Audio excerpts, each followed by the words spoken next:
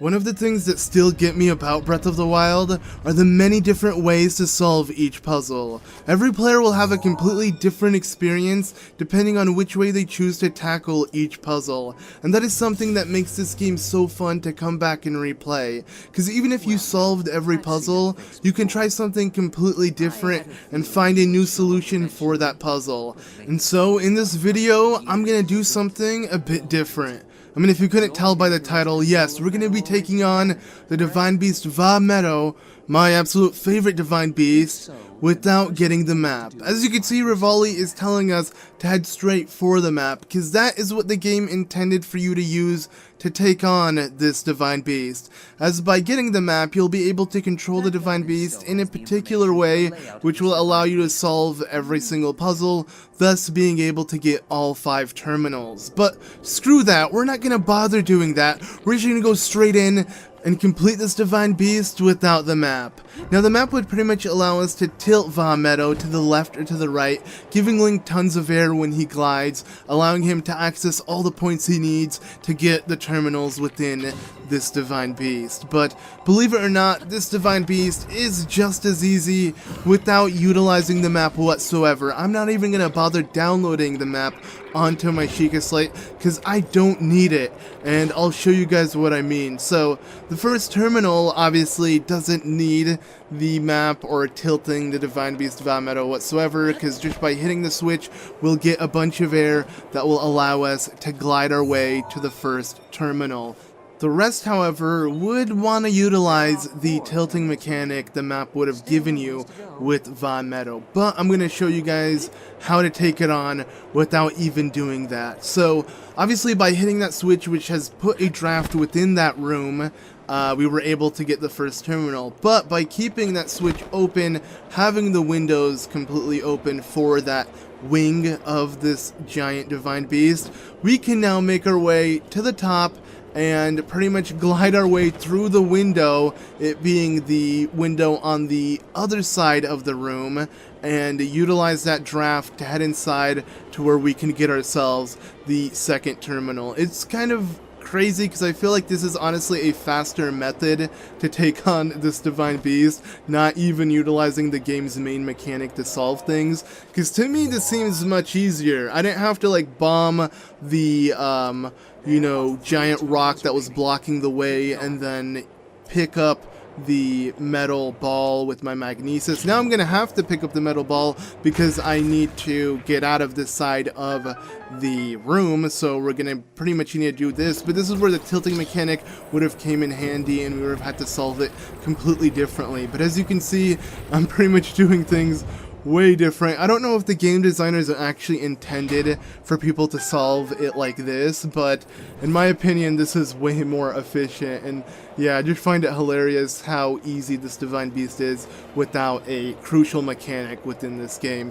I wouldn't say it's bad game design. If anything, I just think it's a really free way of playing the game, and it's something I have to appreciate Nintendo doing.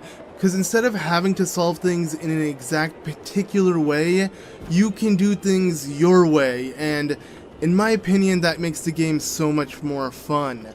Obviously it could make things easier for some people, but it could also make things way more difficult for others depending on which way you chose to tackle it. So as you can see here, I'm choosing to once again jump from the wing and now make my way to this area here. This is probably the most difficult part of doing this without the map, because yeah, instead of having something that would have tilted us to fly and glide in and be able to take out the Malice without getting hurt, I had to kind of endure the damage until it exploded, which I ended up losing some HP. But aside from that, we shouldn't lose any more HP moving forward, and everything else should be smooth sailing. Now, what is nice about making our way through this side is, yeah, now we're by another terminal, the second to last one.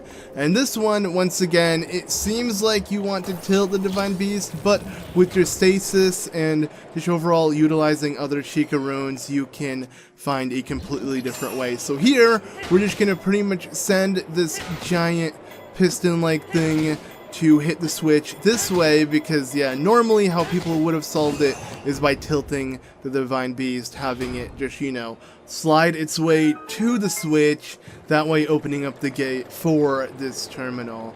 But this one isn't anything too crazy. I would say the only ones that do seem like something you wouldn't really try out for your first time is the ones gliding from the wings of the Divine Beast in to those rooms that, you know, it's just much easier to tilt the Divine Beast. This one I have a feeling some people may have tried to solve with the stasis, because that terminal isn't that difficult to do so. But yes, as Revali mentioned, there is only one more terminal remaining, and like I mentioned before, this one will require making our way to the wing of the Divine Beast and just gliding our way to where the final one is. It's, yeah, kind of awesome how we were able to do this in such a short amount of time. Most people taking on this Divine Beast with the map, I feel like, would end up spending more time. So if you're looking for a more efficient way, a faster way to take on this Divine Beast, try this strategy out, because as you can see,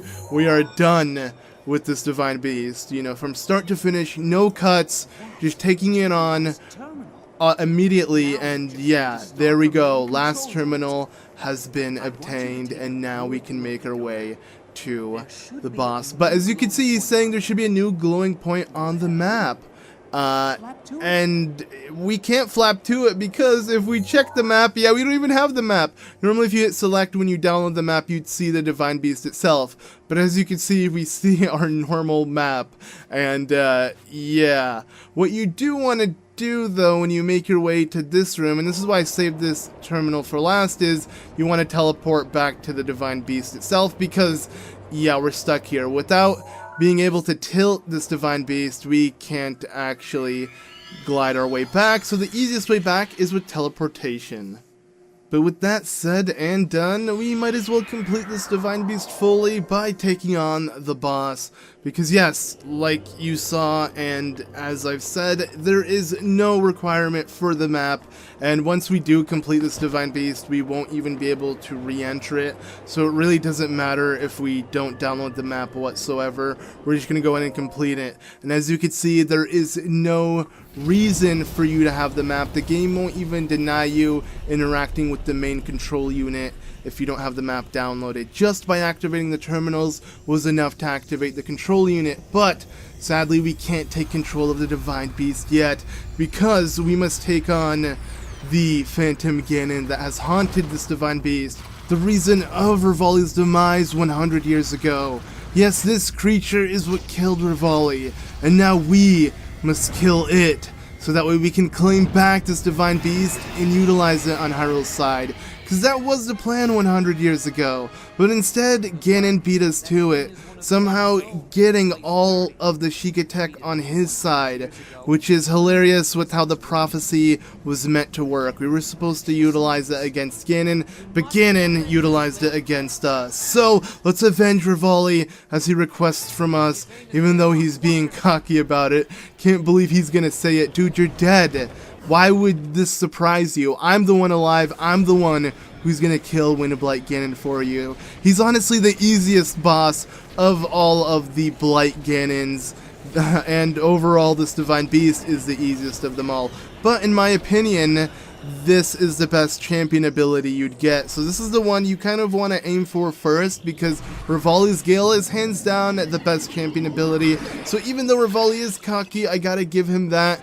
He definitely has the most useful champion ability, letting us pretty much glide at will. See this upwards draft? Well, we can pretty much do it whenever we want with Revali's Gale. But as you can see, I could take out Windblight Ganon just with the simple bow of the Rito and utilizing a bunch of bomb arrows. It won't take too long before he is completely obliterated, thus completing this battle. So yes, from start to finish of the Divine Beast Vah Medoh, we managed to take it out in less than 10 minutes. So for a main dungeon within this game, it was as long as some people would take on a shrine for the first time, depending on the shrine. Very few shrines would require like 10 minutes, but my point is, it is still very short for being one of 4 dungeons within this game. But it was just because of how I decided to to take it on, and many people can replicate my exact way of solving it, and I do recommend for people to do that. If you are interested in me attempting to take on other divine beasts without the map, utilizing Revali's Gale, because Revali's Gale does let you manipulate all the other divine beasts and make them much easier, I'll definitely do that. This is why I decided to take on this one first, and overall it's the most fun, and aesthetically it looks the best. We're above Hyrule, just kind of flying around. I'm not gonna lie, Revali had a pretty nice view being able to pilot this divine beast, but he's dead, and now I'm piloting it. And that does that for this video. Let me know what you guys thought, and if you guys enjoyed this concept, and if you'd like more. If you would, please let me know in the comments. But anyways, be sure to leave a like if you did enjoy. Thank you all so much for watching. I've been ZeldaMaster, and I'll see you all in the next one. Bye!